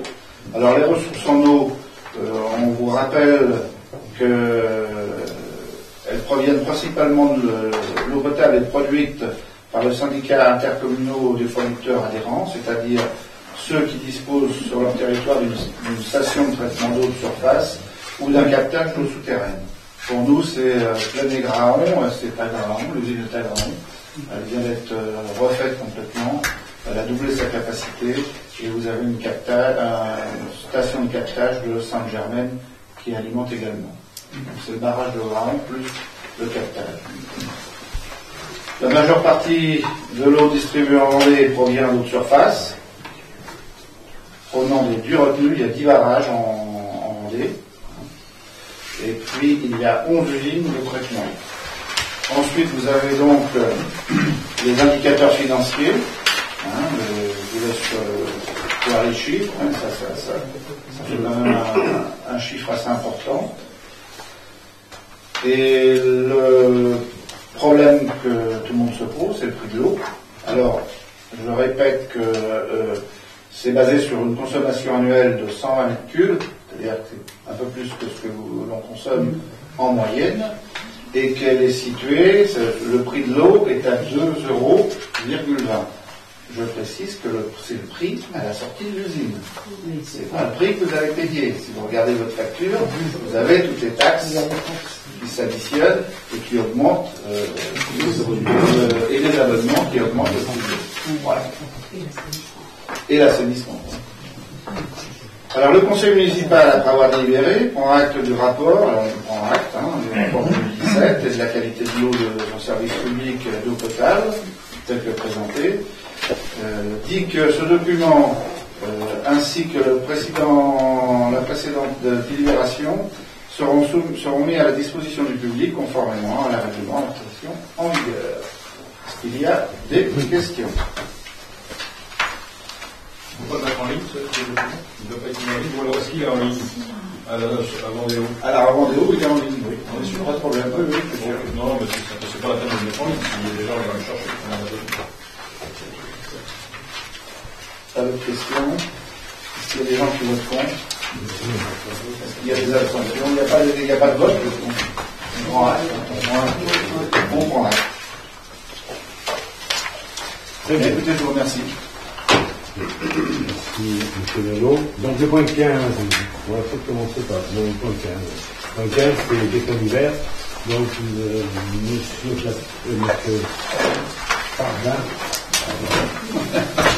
Pardin nous a envoyé une question. Il fait deux choses. C'est moi qui la pose, mais ce n'est pas que moi. On est bien d'accord. Je suis le représentant de l'opposition dans cette affaire. Je ne veux pas dire le bras armé, mais le représentant. Dans les questions diverses, vous nous demandez qu'on communique tous les pour 3 mois les travaux réalisés, qui vont se réaliser dans la commune. Donc, monsieur Escalbert, vous pouvez peut-être répondre, puisque vous êtes en charge de l'ensemble des travaux de la commune. Quels sont les travaux qui vont commencer? Actuellement, peut-être commencer. Alors actuellement, il y a, vous avez vu au départ les décisions qui ont été signées le 18 septembre, là, les travaux d'aménagement de la rue des Maisonneuves, le petit bout qui reste à l'entrée de la rue Maisonneuve jusqu'au chemin des Basseries, qui ont dû être commencés, et ainsi que rue Jean Levert et Beau Séjour. Actuellement, nous attendons l'accord de la SOR pour voir s'il change la canalisation, l'eau potable et les branchements. Donc là, je pense qu'on va avoir la réponse la semaine prochaine. Sinon, les travaux auraient dû être déjà commencés. Voilà. Et concernant pour l'année prochaine, actuellement, on n'a rien défini. Il y a des appels d'offres en cours. Voilà. Donc, il y a un appel d'offres en cours. Voilà. Dans la rue de la plage, il n'y a rien de prévu. La rue de la plage, Ça commence à j'ai indiqué tout à l'heure, mais vous n'écoutez pas. Non, on n'est pas très attentif, c'est bien aussi. C'est ce que je constate. Puisqu'on a donné 400 000 euros. On a noté 400 000 euros. On a retenu le chiffre, on n'a pas retenu le planning. L'ouverture des plis est le 7 novembre. Donc à partir de là, on pourra dire qui va être retenu et le calendrier des travaux, mais il faut que ça soit terminé pour le mois de mars. Donc il est prévu qu'il commence normalement fin novembre. Voilà. Donc on accorde tous les commerces, c'est prévu normalement. Et puis après, il y a d'autres travaux qui vont être programmés. Mais il faut attendre que le budget ou le pré-budget soit voté. Vous nous direz ça au mois de décembre. Vous nous direz ça au mois de décembre. Le budget ne sera pas voté au mois de décembre, il va être voté au mois de février cette année. Voilà. Il ne faudrait pas qu'il y ait des travaux qui commencent avant que le budget soit voté. On commence les travaux quand ils sont inscrits au budget, vous savez bien. Vous nous avez déjà fait la remarque. Alors, donc c'est pas la peine de le rappeler, on le sait bien. Concernant le point numéro 2, le plan de financement, monsieur Durand vous préparera tout ça, les subventions. Non, on en avait déjà des retours, mais c'était toujours par morcelé que c'était intéressant. Et on va vous faire un tableau récapitulatif, comme ça ne vous empêchera pas de dormir. Oh, mais moi, il n'y a rien qui m'empêche de dormir, monsieur le maire, rien du tout. Parfait, j'en suis ravi. C'est la grande sérénité. Et sur le site, vous avez les prévisions de travaux également. Oui, il faut regarder ici de tout temps, mais c'est pas grave, c'est pas une obligation. Rubrique prévision de travaux. Donc, le point numéro 16, informations diverses. Donc, on va parler de. J'ai lu d'ailleurs dans vos dossiers, je crois, le courrier d'accord définitif concernant le CNT. Voilà. Donc, vous pouvez constater de mémoire qu'on rachète, historiquement, le président, M. Dutton, a plus envie de s'occuper, compte tenu de son âge et éventuellement des risques fiscaux, puisqu'il y a quand même une activité commerciale qui est traitée dans une association, c'est bien. Donc, ils ont décidé d'arrêter la partie commerciale. Donc, nous considéré que cette partie commerciale était importante pour l'image de la commune, puisque nous sommes une commune glisse à la Tronche-sur-Mer, et on ne pouvait pas arrêter cette activité. Donc, on s'est mis d'accord sur une reprise de l'ensemble du personnel. Alors, je précise que j'ai reçu l'ensemble des salariés, et que j'ai plutôt, à l'inverse de ce que M. Beaune raconte, j'ai plutôt récupéré la secrétaire qui avait démissionné. Je l'ai appris depuis, mais... Donc, il faut peut-être actualiser ces connaissances avant d'écrire. Bon, désolé. Voilà, et que, par ailleurs, je souligne que... et c'est pas les chiffres dans la et ce ne sont pas les chiffres. Ce ne sont pas les chiffres indiqués. Je les ai. 190 000, je les retrouve ici. C'est pas le 190 000 qu'on paye. Non, mais j'ai compris. Mais sauf que l'évaluation... C'est normal, il est normal que ce soit eux qui payent les congés payés, puisqu'on les c'est normal qu'on ne prenne pas l'ancienneté. C'est normal qu'on ne prenne pas la perte. Le problème, c'est que, en fait, on a eu des informations un peu plus... mais ça, c'est aussi, il y a peut-être... Ça aurait peut-être évité que l'on... ça, ou que je dise, soi-disant, des ennuis. Ah, mais les bruits de couloir, même quand on me donne l'information... Ils ne sont pas si bruits de couloir de ça, parce que j'ai quand même vérifié un certain nombre de choses. C'est vrai que ce n'est pas vrai, dans ce que j'ai écrit. Je l'ai pas dit le contraire. Mais c'est pas fini. Il y aura encore autre chose à corriger tout à l'heure, parce que là, je t'assure, dès demain matin, je rectifie. J'espère. Peu importe. On continue. Bien sûr. Et je pense que M. Boulon, qui va quand même superviser au travers de... Je rappelle que M. Boulon est vice-président de la SPL, et donc est en charge en dehors du FRET, puisque c'est quand même quelqu'un qui est administrateur du CNT depuis de nombreuses années, et qui connaît, puisqu'il a été président du comité de voile de Vendée, donc il connaît bien la voile, et c'est lui qui sera en charge de superviser l'ensemble de l'activité du CNT qui va atterrir à la SPL. Voilà. Pour assurer les gens qui pourraient penser que la SPL n'est pas compétente. Donc, je vais laisser la parole à M. Il y a quelques... Oui, quelques précisions, parce que effectivement, on est complètement dans la transparence, puisque chaque rencontre qui ont lieu avec M. le maire se sont faites avec le président et 2 membres du bureau. Donc l'ancien premier adjoint de Mini et un directeur de la SOR qui font partie du bureau. Donc il n'y a jamais eu de discussion sous le tapis, hein, comme tu as dit. Donc, c'est un terme extraordinairement curieux d'utiliser sous le tapis. Pourquoi pas? Voilà, tu sais, vous voulez me faire un procès, c'est très bien. Moi, ça n'a aucun problème.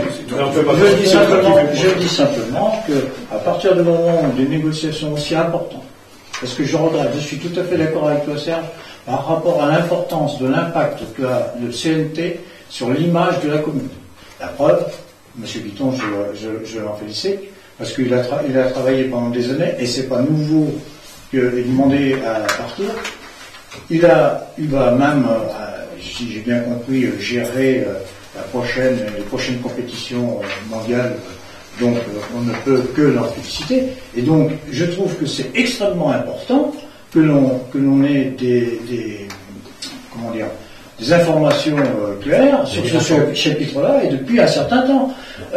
Peut-être que ça ne passe pas au conseil municipal parce que ça relève de la SPL, mais dans ces cas-là, la SPL, je fais partie du conseil d'administration. Tu ne peux pas donner d'informations tant que la négociation n'est pas terminée. Alors écoute, il n'empêche que quand même, peut-être. Et en plus, ça n'est pas entériné par le conseil d'administration du CNT, ça doit l'être. C'est mercredi prochain.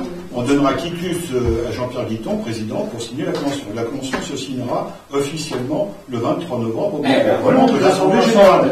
Mais ça s'est décidé la semaine dernière. Alors on devra donner plus d'informations tant que ce n'est pas décidé. Des informations. Donc c'est pas sous le tapis. On est bien d'accord. C'est tout ce que vous aviez comme non, parce que M. le maire a dit qu'on reprend effectivement tous les salariés. En sachant que les salariés vont changer de convention collective, puisqu'ils étaient à la convention d'animation, maintenant ils passent à la convention du sport. Bien sûr, c'est évident. Et donc, ils vont avoir un quota d'heures supplémentaires effectué de 90 heures par an, et ils auront donc un salaire plus important également.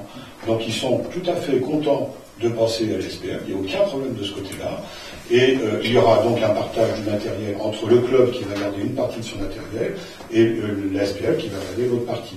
Et une séparation des lieux également, puisque le hangar où sont stockés tout le matériel sera spécifique à la SPL.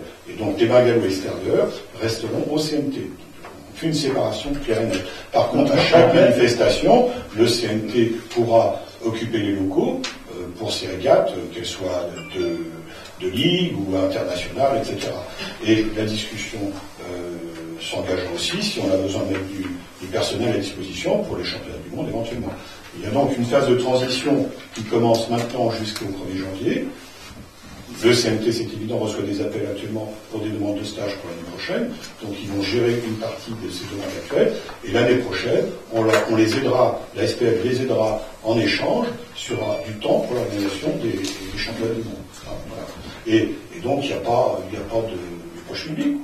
Non, mais que ce soit repris par la SPL ou par la commune, de toute façon, il fallait bien que ce soit repris. On ne pouvait pas laisser tomber. On est bien d'accord. On est complètement d'accord.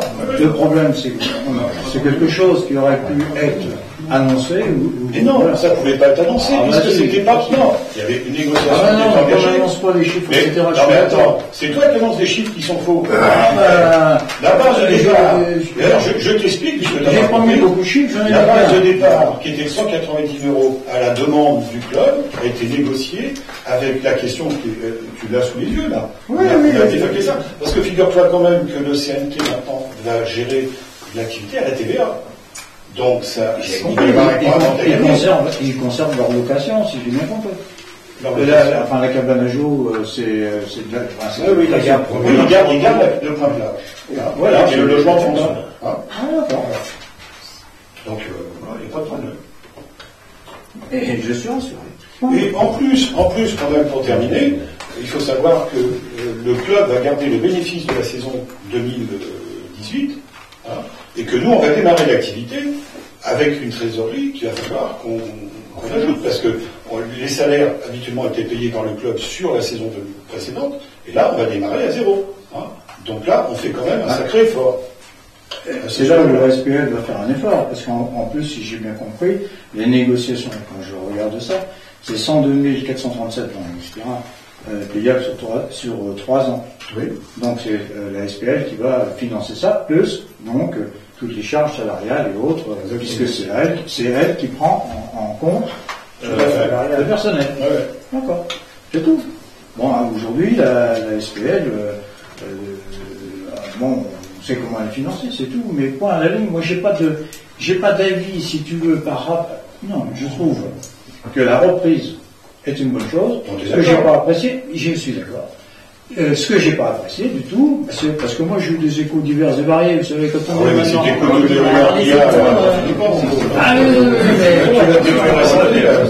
Non, mais je sais bien, mais attendez, enfin bon, je vous avais de une lecture, parce que vous disiez...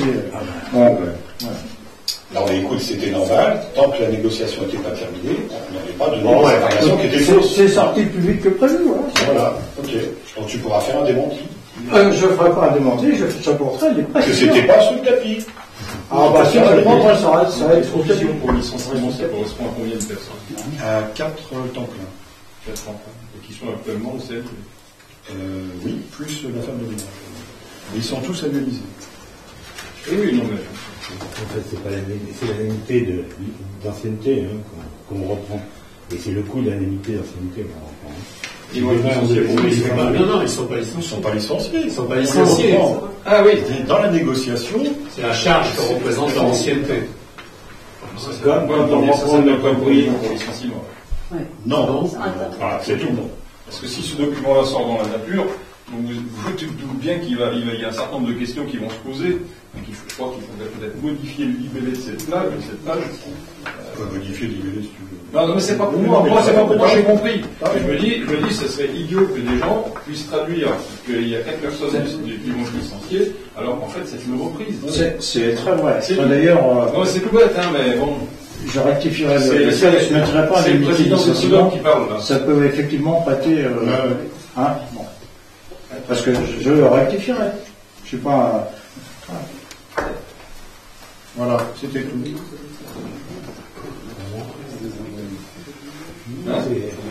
C'est nous qui appelons l'ancienneté, donc c'est le coût de l'ancienneté. C'est demain, rachat d'ancienneté. C'est comme ça que ça se libère, normalement. Rachat d'ancienneté. Non, c'est un passif, c'est pas un rachat d'ancienneté. C'est un Mais passif. comment ça se libelle exactement? Comment ça se libelle exactement? Mais c'est pas une provision pour C'est le licenciement. passif de l'ancienneté du personnel. Mais c'est pas une provision pour C'est licenciement. le passif de l'ancienneté. C'est un passif, il nous transmet un passif. C'est quand tu achètes une entreprise, évidemment tu tiens compte de l'ancienneté du personnel que tu reprends. Et ça fait partie du passif que tu reprends. Et tu fais payer à celui qui est payé. En cas, c'est toutes les règles de dimanche de plus, un temps privé, c'est tout. Ok, donc c'est clair maintenant. Ah, complètement. Donc il y a un autre point à clarifier, enfin une information plutôt à donner suite à une réunion que tu as eue concernant l'opération qui se trouve derrière la mairie. Alors, Donc, je te laisse la parole. Oui, donc j'ai transmis à la demande de l'opposition, je vous ai transmis la convention que vous avez pu lire. Et avez-vous des questions sur cette convention? Puisque vous disiez qu'elle vous était cachée. On n'a rien dit, là. Non, mais j'ai simplement un point de détail. C'est simplement un point de détail. J'ai dit que c'était pour l'accueil des jeunes ménages. C'était clair, hein. C'est l'accueil des jeunes ménages. Et on nous a dit que ça serait pas que des jeunes ménages, c'est bien. Voilà, c'est. Alors on a regardé ensemble, page par page. Je vais vous le retrouver. C'est une mixité.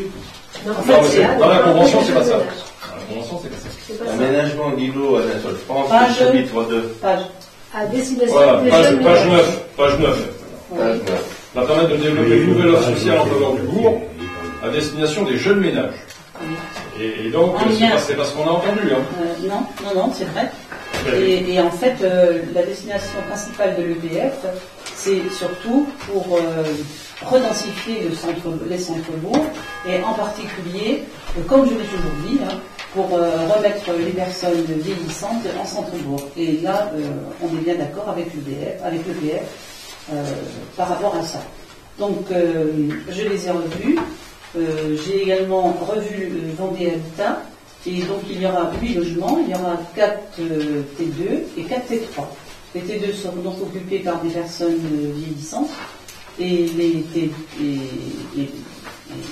l'étage sera, lui, occupé par d'autres personnes qui peuvent justement accompagner pour avoir une mixité justement intergénérationnelle. Voilà. Et au niveau de la construction? Alors au niveau de la construction, alors d'abord au niveau des signatures, le PF devait signer avec toi fin octobre. Pas avec moi. Oui, enfin. Avec les consorts. Les vendeurs. Les vendeurs, hein, avec les consorts Moura. Il y a eu un point sur lequel en fait ils sont revenus, c'est par rapport aux 924 mètres carrés qu'on a retenu nous pour la construction de ces 8 logements.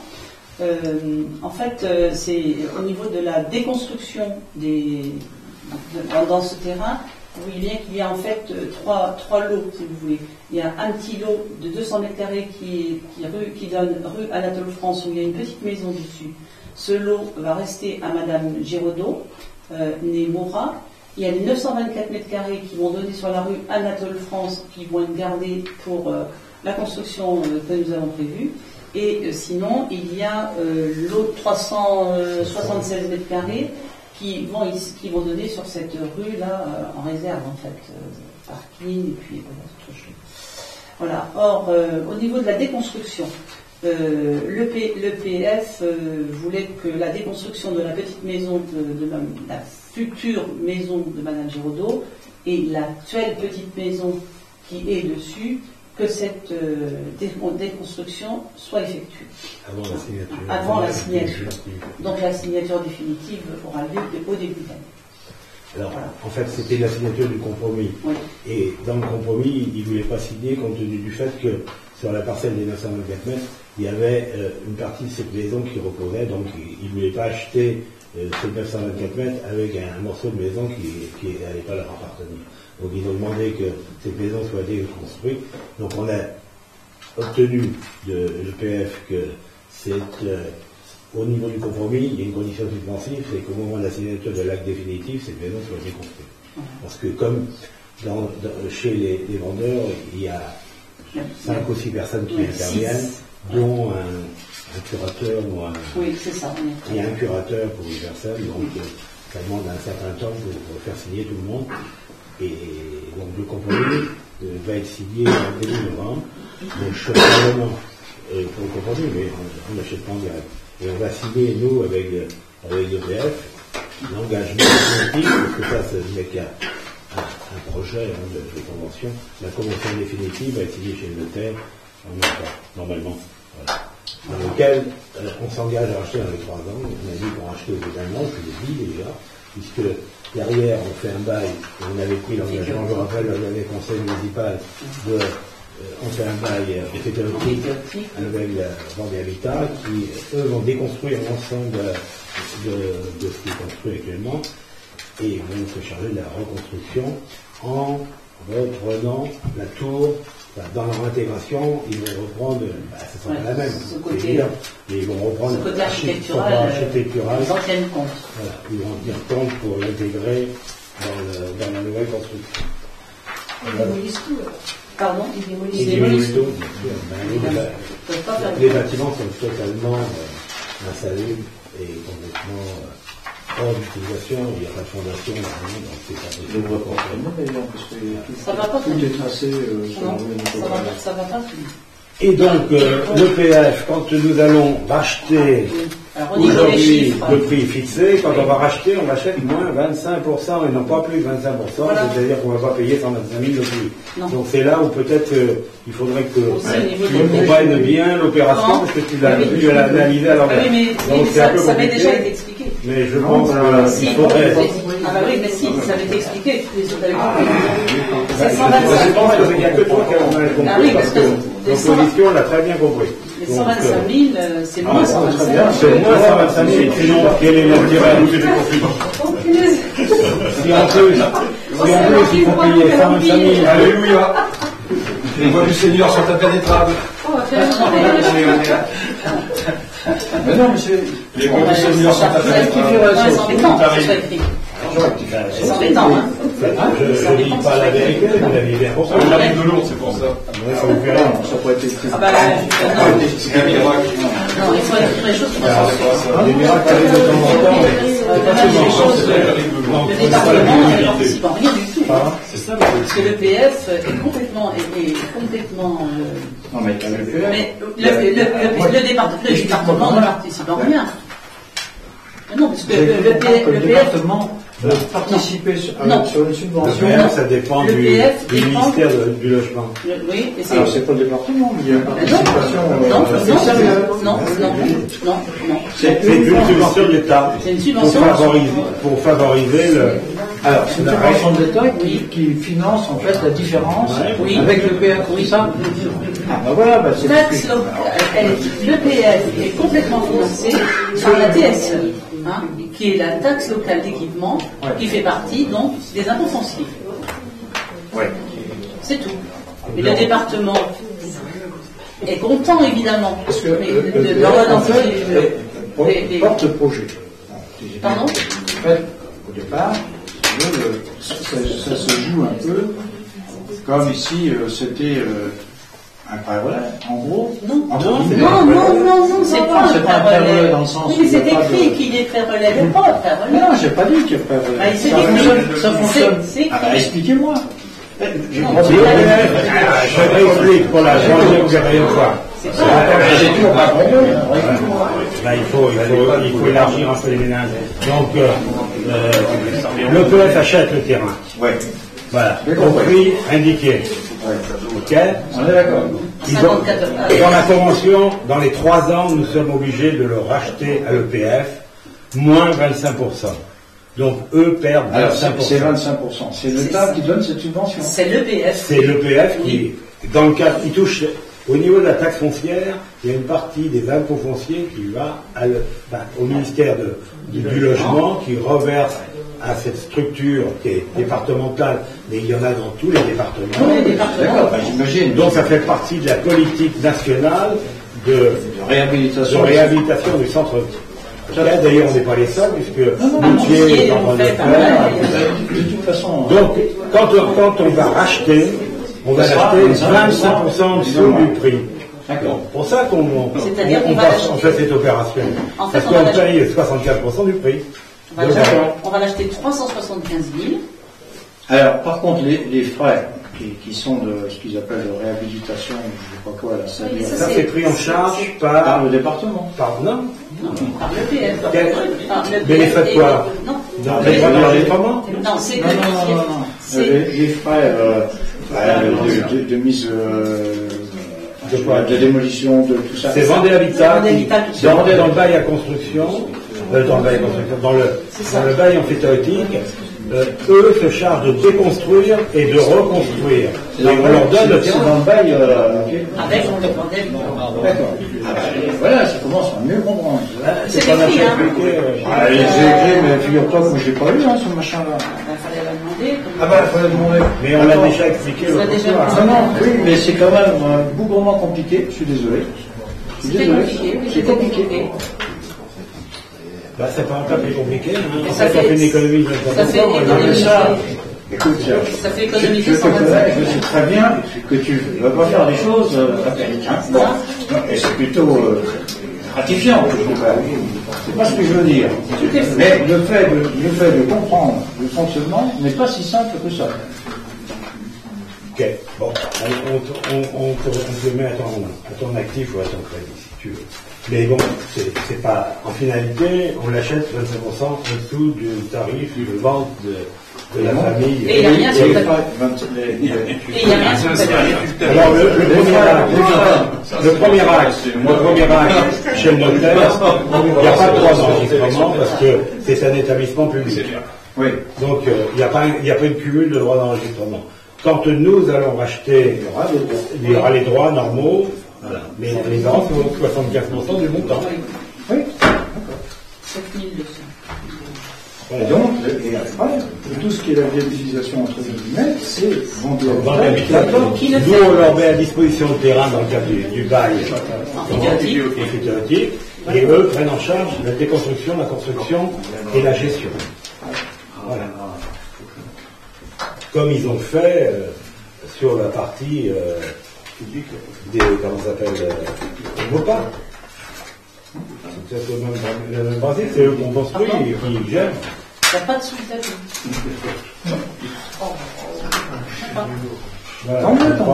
Tant mieux, mais non, il n'y en a plus. Monsieur le maire, est-ce que je peux me permettre une deuxième question? Oui. Lorsqu'on rentre ça n'a rien à voir avec le projet, c'est autre chose. Lorsqu'on rentre, on vient de La Roche et qu'on rentre dans la commune de Moutier, ou quand on vient de La Tranche et qu'on rentre dans la commune de Moutier, il y a des panneaux concernant le fait que la commune de Moutier soit sous vidéosurveillance. Oui. J'ai vu ça, il n'y a pas très longtemps qu'ils sont installés. Et je me pose la question, est-ce que ce panneautage est obligatoire dès lors qu'il y a des caméras installées sur une commune? Je ne sais pas, je pose la question. Voilà. Je pose la question à la police municipale. Voilà, donc j'ai vu que c'était installé il n'y a pas très longtemps que on les a installés. Non, mais moi je dis vous Moutier, c'est pour ça que je pose la question. De toute façon, c'est dans la loi qui est prévue, qui est applicable. Quand vous êtes en train de discuter avec quelqu'un, vous devez afficher comme quoi, si vous voulez l'enregistrer, qu'il soit informé. Eh bien, c'est exactement la même chose. Donc le panneautage devrait être obligatoire. Donc, ça vient automatique. Donc voilà. C'est pour ça que je me permets de le signaler, de manière à éviter des emmerdements futurs. Voilà, c'est pour dissuader. C'est pour dissuader. Parce que non, mais je pense que c'est un problème de la loi informatique de liberté. C'est exactement. Je peux donner un complément. Par exemple, la police municipale. Je prends l'exemple de la police municipale qui voit sur ses caméras un délit. Elle ne peut pas intervenir parce que la diffusion n'est pas faite dans la légalité. Donc la personne ne pourra dire, moi, je suis désolé avec son avocat. Vous avez compris? Voilà. Mais c'est pour ça que monsieur, je suis pas complètement innocent. Non, mais vous expliquez parce que c'est la différence. La structure qui nous a installé les caméras nous a. On va demander à la police municipale de vérifier ce point-là. Voilà, c'est tout. Y a-t-il d'autres questions? Pas d'autres questions? Donc je lève la séance du conseil, 22h14.